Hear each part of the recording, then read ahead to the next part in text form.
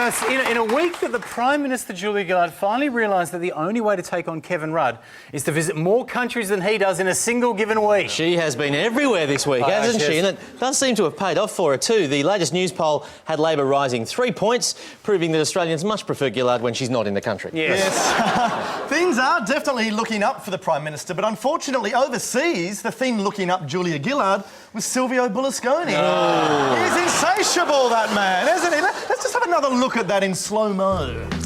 Yes. Oh, yeah. I think he's found the G20 spot there. Yeah. He's the Tiger Woods of international politics, that man, isn't he? Yeah, look, Berlusconi is going to be a great loss to the world stage after he announced today that he is resigning to spend more time cheating on his family. Now, for Gillard, she went from the G20 in France, then it was on to a surprise trip to Afghanistan, where, yet again, the Prime Minister was welcomed with open arms. No, go away. I'm going to kill you. Lovely message. Now, look, we don't want to suggest the troops were anything less than enthralled by the Prime Minister, but we did notice that during her speech, they left the telly on behind her so everyone had something else to watch. It was a good match. Actually, such a good idea that they're down doing the same thing whenever she goes on Q&A as well. Good call. It is. But the big talking point of the Afghanistan trip was Gillard's beer with the troops. Oh, there she is. Look at that. Except it wasn't actually a beer with the troops, because as you can see here, none of the troops had beer. Yeah, pretty dry argument. It was a beer with the media cameras. Look, I reckon as stunts go, this one misfired. I mean, if you're trying to make the Prime Minister look more in touch with the average Australian, the last thing you'd get her to do is to drink non-alcoholic beer. And what is going on there? What is this country coming to? Back in the day, Hawkey would have been sculling yard glasses of full-strength beer with the troops, and he would have passed out in his own vomit afterwards. That's what you want in an Australian Prime Minister. Yes. But of course, the really big coup of the whole Gillard trip this week was the announcement that in 2014, Australia itself will get to host the G20. Oh, absolutely big news. And didn't Australia go wild when they heard it? Look at this. Oh, no, hang on. Sorry. I think that's the reaction to the Sydney Olympics in 2000. Can we get the reaction to the G20 announcement? Yeah, that's the one. Yeah, that's it. Yes. It's not as big, but it's good news, though. Very good news. Now Gillard is back in the country. There's only 4 remaining sitting days of Parliament in a year that she herself has referred to as...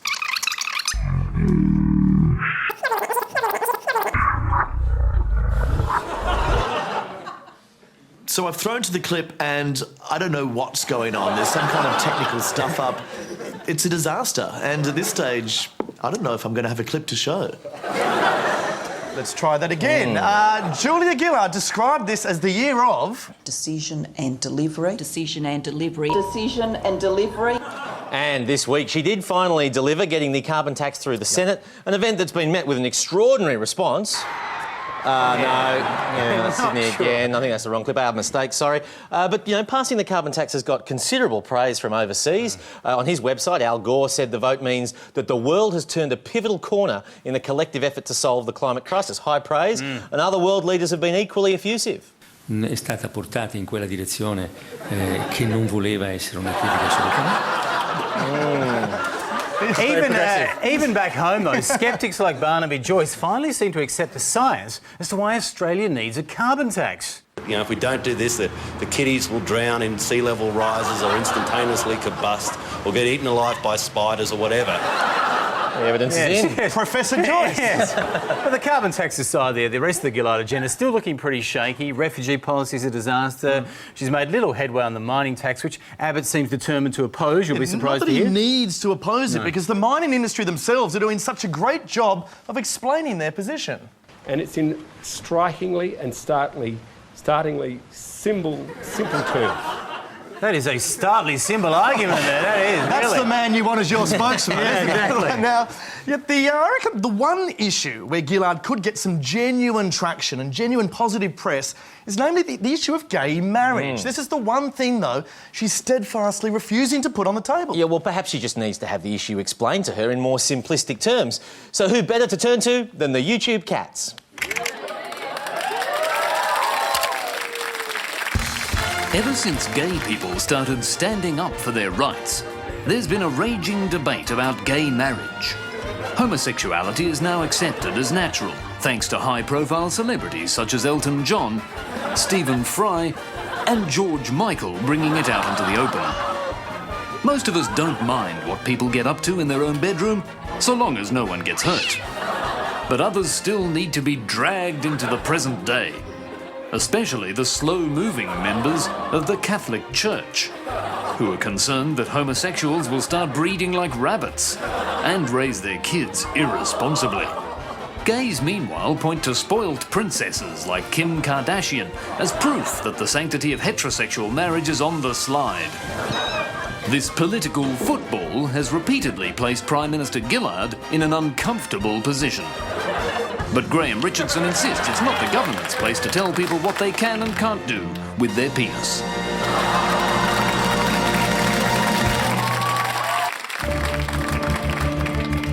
It was a groundbreaking show. It changed Australian television forever. News in this country was never the same. Jenny cooking sauce. Andrew and Jackie, why did you switch? And Tony, you're a busy mum. With Zoot, our aims were always twofold. One, we wanted to prove there was an appetite out there for quality current affairs. And two, we wanted to prove there was an appetite for Kellogg's Sultana brand. I think all journalists have that Watergate moment. For me, it was the day I uncovered that Kieran Perkins' wife had a love for Uncle Toby's. I eat it, Sam eats it, the kids have always loved it.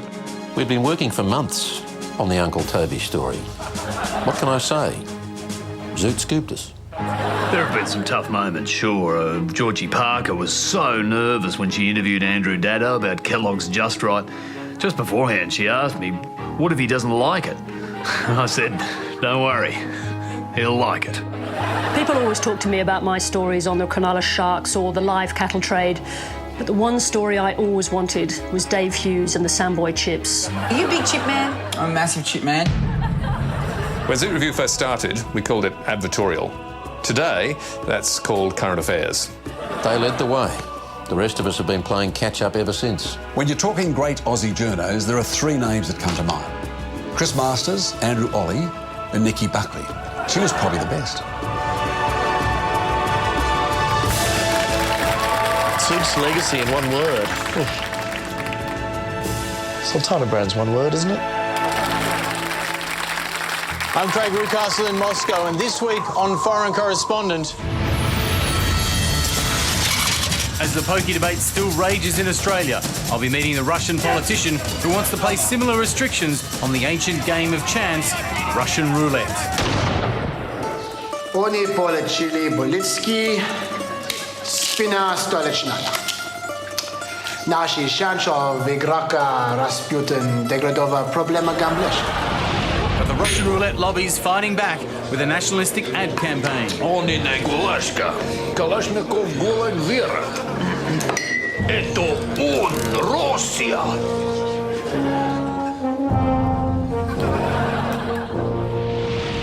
And they're not the only ones wanting to pull a trigger on this proposal. Gorani Vinizovich, Svetlana Ruski Rouletki. That's Russia's roulette game. Tuesday night on Foreign Correspondent. Без русская рулетка футбол, ну и перестройка.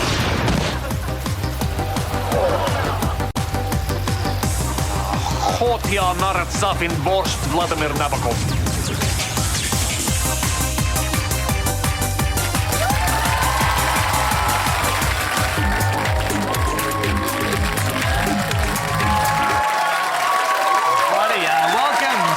Inside the Wheel. This time we are looking at the media coverage of the Barley Boy.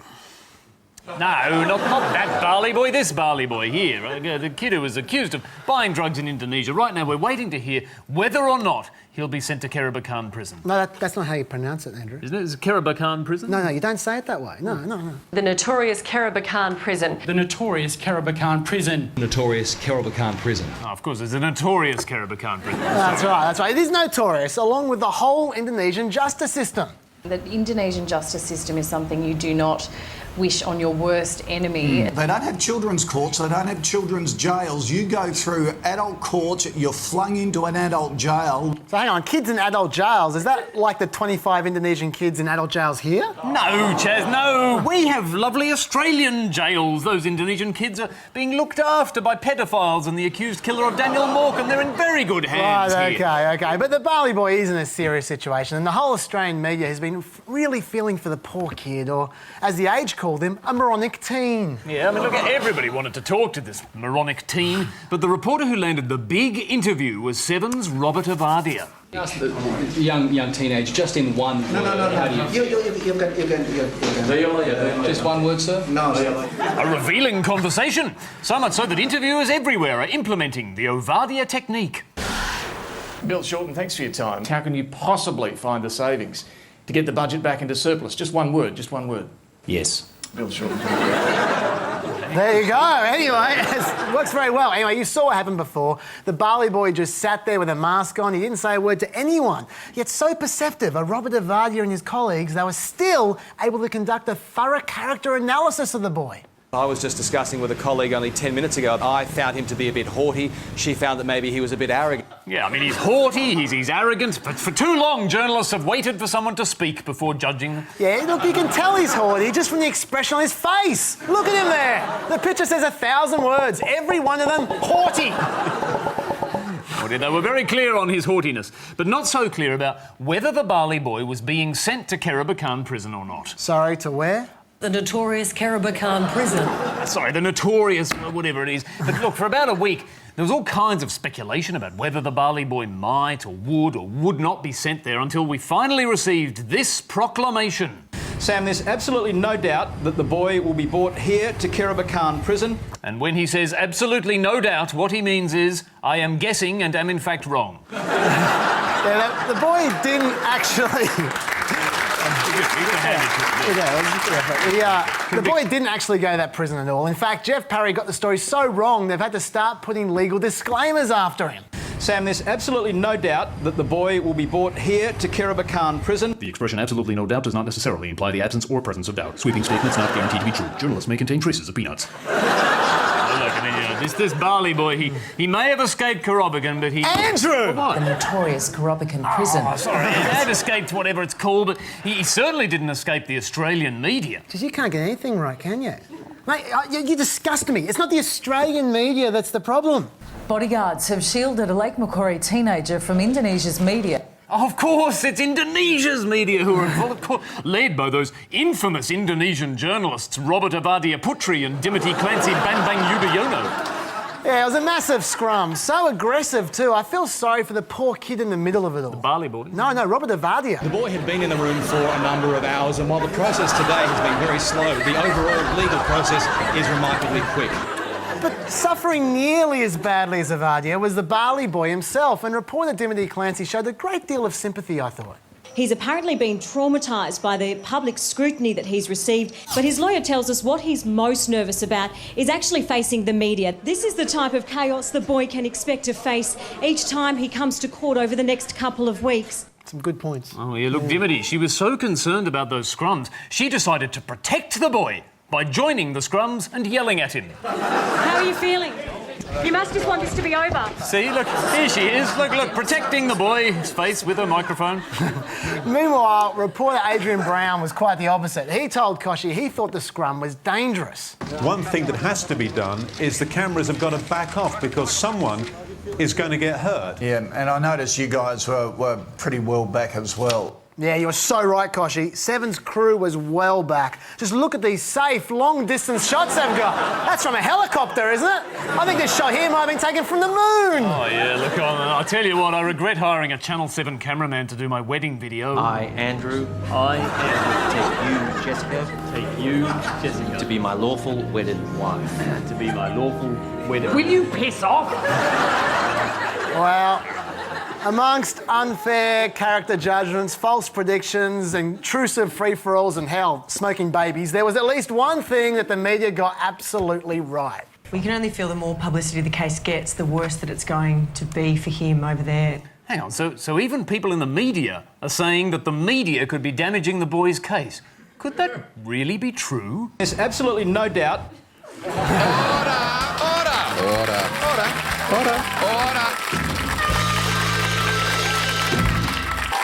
video proudly brought to you by 2GB, NTR, the Herald Sun and the Australian. Hello? Hello? I'm from the future, you gotta listen to me. The economy's ruined, everyone's gay, there's only one TV station left, it's the ABC, and Christine Milne's on Q&A every single night. You've gotta stop the Greens. You've got to stop the... Shit, hello? Hello? No! Don't make me take drugs! No! This was just a hypothetical.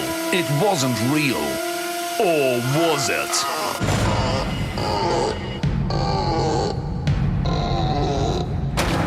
The Greens. They're a danger to democracy. These people are dangerous. Once they were an ineffective boutique party, but then they got 4% more of the vote. Greens! Greens, do it! And now they have absolute power. Just ask this expert. Little Adam Bant from Melbourne. This little Marxist is in power in this country today, turning us into this little communist country. Bob Brown is even worse. Bob Brown's gone quite mad. He's mad, all right. And here's the proof. He'll stop at nothing. This is serious. Bob Brown now has this unbelievable amount of power. Anything he wants, the Prime Minister basically gives him. Anything Bob Brown wants, he gets. Take the Greens flyers from the last election. 40% of carbon emissions by 2020. No. Stop persecuting refugees. No. In corporate donations. No. Oh, no. Or maybe. Are these flyers printed on recycled paper? Yes! They get whatever they want, even though they're massive hypocrites.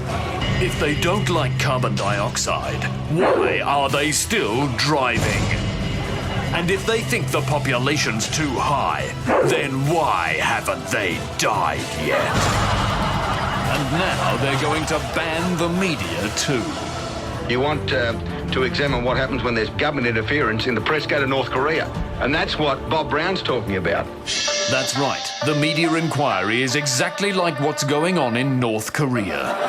온 나라 전체 당원들과 인민군 장병들 인민들의 차와 염원을 반영하여 And it gets even more disturbing. And what a planet it now is. This is the place where the aliens rule. The Deputy Prime Minister, Bob Brown, and Assistant Prime Minister Christine Milne rule the world.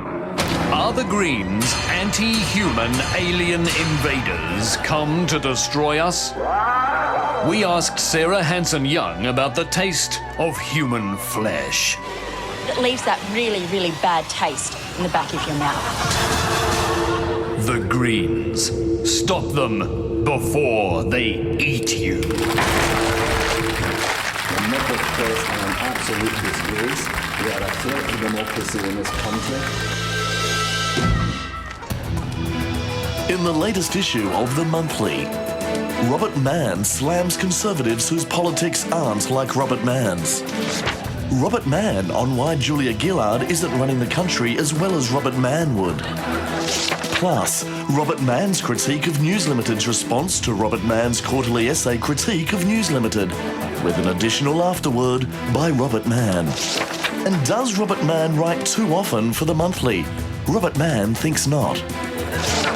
The Monthly, the magazine for the everyman.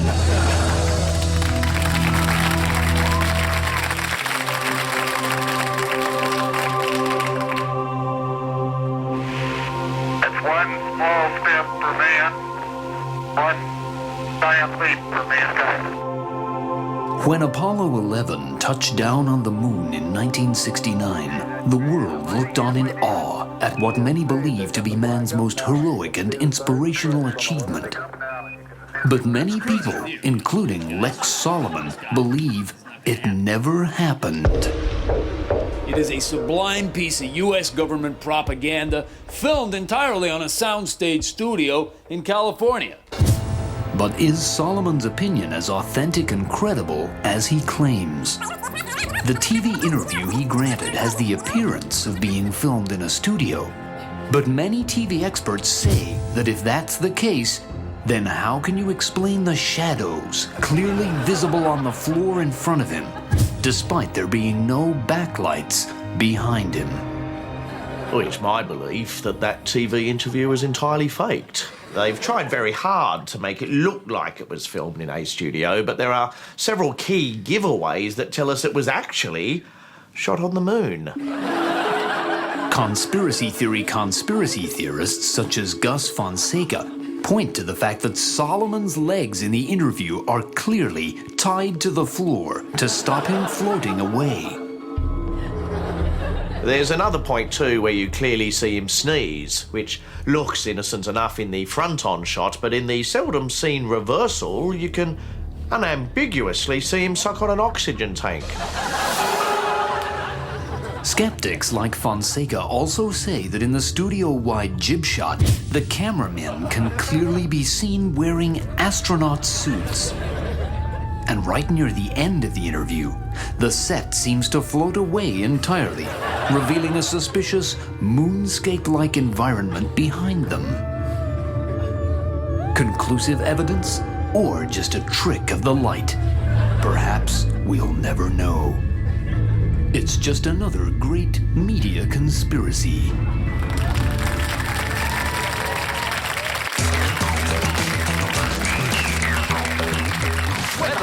Weather is so important, it can even be the first story in the evening news. Tonight, Sydney lashed by wild winds, and there's more winter on the way. Top story, a cold snap. I wonder what the second story is. Another Australian soldier killed in Afghanistan. But for the weather to lead the news, it needs to be exciting. That's why weathermen have evolved from this... High pressure coming across, that means settled conditions. One or two scattered... to this. Shit! And the old school just can't compete. No, please, don't, none of that, no. You have to be exciting! Exciting!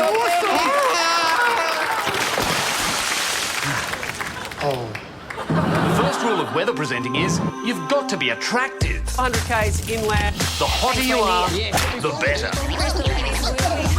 As opposed to real weather experts who look like this. Certainly this has been caused by an east coast low, but we've had 258 millimetres so far in July, which is... The next step is fancy graphics.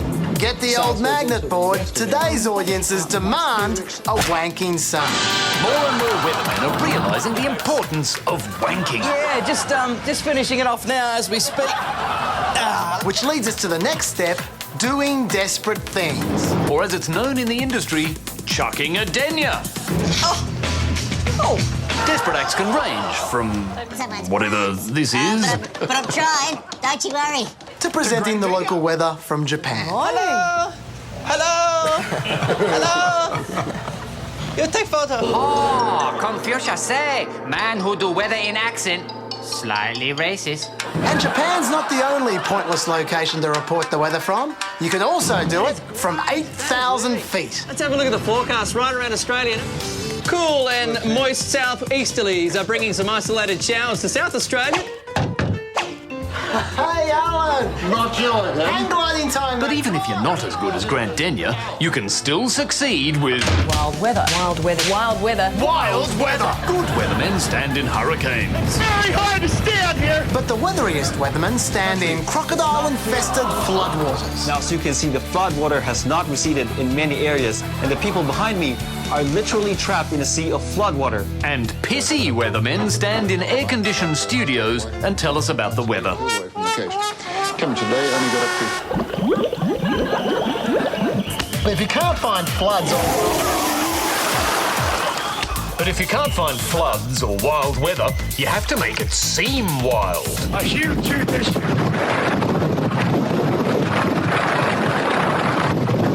This has been our protection from the wind. This one little spot is where we're able to get any sort of calm, as you say. But do remind the people in the background they're meant to be in a hurricane. Back to you. I'm tethered to the camera, so I can't talk to anybody. Maybe they should have gotten acting lessons from this guy. It's almost impossible to comprehend the force of this wind right now. We're on top of a bridge about 90 feet up, about 100-mile-per-hour gusts, and the rain is intensifying as the eye wall approaches us. We're probably in the eye wall right now, and in a couple of minutes, we're going to see a little bit more calm as we're inside the eye. And the winner is the douchebag in the orange jacket. But what is the answer if you can't find any weather at all? It's elementary. Computer rain. 144 millimetres so far this month. And there's plenty more to come.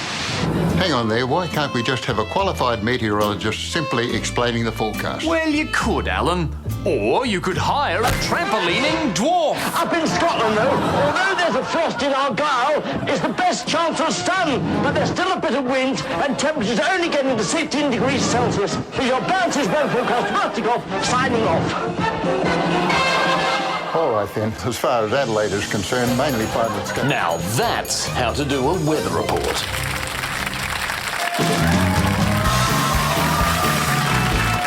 Elsewhere in media news, the government finally launched its media inquiry this week, and I don't know about you, Craig, but I thought the guy they've got conducting the inquiry is just a little bit unorthodox. Don't make space, get out of here! Get out of here, you wits! He knows the media. Look, the more official hearings in Melbourne were a bit more sedate than that, and there are several aspects of the inquiry, of the media that the inquiry is investigating, but the main purpose of it, as far as we can tell, is to find out what on earth was going on here. Do you know, I'm in such a fluster I just can't make up my mind. Do you think that'll do? Will obviously take several weeks to investigate that clip fully, but I hope the inquiry also finds time to take a good hard look at a current affair. Yes, we've noticed that in Melbourne, to get the edge on their competitors, ACA likes to promote the fact that the show is made in Melbourne. This is the promo they ran earlier this year. A Current Affair is proudly made in Melbourne. Our reporters, producers, researchers all live and work here. In Australia's best city. Hello, I'm Tracy Grimshaw. Welcome to A Current Affair. The other 6:30 shows all come out of Sydney. Made in Melbourne. Broadcasting live from Docklands, A Current Affair is made in Melbourne. And proud of it. It's beautiful stuff, if endless shots of Flinders Street Station is your kind of thing, but I don't think you'd ever see this kind of parochialism over at Today Tonight. This is Sydney's Today Tonight. Sorry, Sydney's Today Tonight, my mistake. Yeah, but at least in Seven's case, the promo's kind of true, unlike the ACA one, because as the Australian pointed out, with The Current Affair, their main office is in Sydney. ACA executive producer Grant Williams and senior staff are based in Sydney. Yeah, and ACA aren't actually the only ones trying to pull this trick. I noticed even Bondi Rescue is now claiming to be made in Melbourne. Yeah. Which beggars some belief, surely. The thing is, these are parochial promos actually work. I mean, Melbourne people are more likely to watch the show if they're told it's made in their home city. A tactic that our own promos department here at the ABC have been begging us to adopt for years. So, in a bid for Melbourne ratings, we've finally come to the party. The Hamster Wheel is proudly made in Melbourne. Our writers, researchers and producers all live and work here. Or at least know someone who does. In Australia's best city. Australia's most parochial city. With a great studio crew, one of whom once visited Melbourne and said he really liked it. And a post-production editor who occasionally watches the AFL. How Melbourne is that? Look, here's me in front of a tram. Yeah, the comedy shows all come out of Sydney. So how can they possibly understand the endless references to Frankston that appeal to us? Made in Melbourne. Made in Melbourne. Made in Melbourne. Look, another tram. Broadcasting live from the Victorian capital, the Hamster Wheel is made in Melbourne. And proud of it.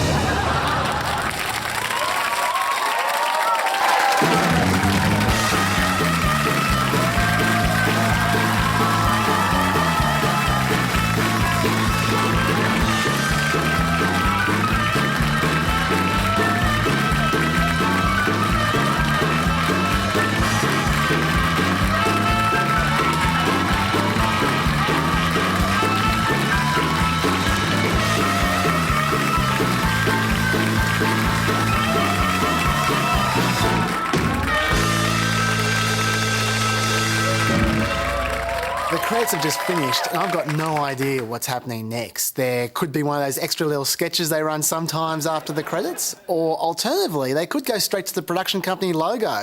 Could go either way.